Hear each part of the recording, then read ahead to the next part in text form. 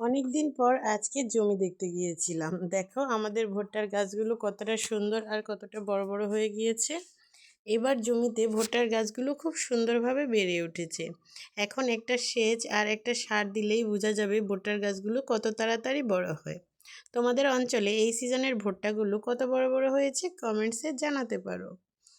জমিতে যাওয়া অথবা ঘুরে বেড়ানো জমির আল দিয়ে জিনিসটা খুবই পছন্দের আর মনোমুগ্ধকর। জমির আবাদগুলো দেখতেও যতটা ভালো লাগে, ঘরে তুলতেও ঠিক ততটাই ভালো লাগে। কৃষকের আনন্দই হচ্ছে জমিতে। দেখো ভুট্টার সারিগুলো কতটা সুন্দরভাবে উঠেছে।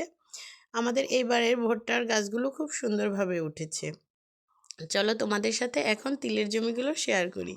এই তো আমাদের একটা তিলের জমি। এই জমিতে খুব সুন্দর তিলের গাছ বের হয়েছে।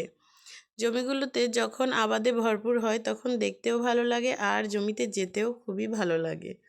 তোমরা কারা কারা আমার মতো কিছু সময় ধরে নিয়ে জমি বেড়াতে যাও কমেন্টসে জানিয়ে যেও। তোমাদের ভাইয়া প্রায় বলে জমিগুলো দেখতে যাও, তাই সকাল সকাল রোদ হালকা উঠতেই নূরবুড়িকে নিয়ে চলে গেলাম জমি দেখতে।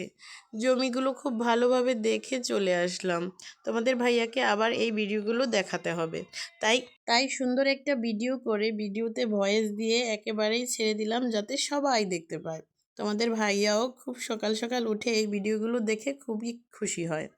দেখো আর এটা হচ্ছে আমাদের মরিচের জমি। মরিচের জমিগুলোতে ওষুধ দেওয়া মাত্রই মরিচের গাছগুলো খুব সুন্দরভাবে ডালপালা ছেড়ে ফুল আসতে শুরু করবে। আজকের এই জমিতে বেড়ানো ভিডিওগুলো তোমাদের কাছে কেমন লাগলো কমেন্টসে জানিয়ে দিও। Thanks for watching my video. আল্লাহ হাফেজ।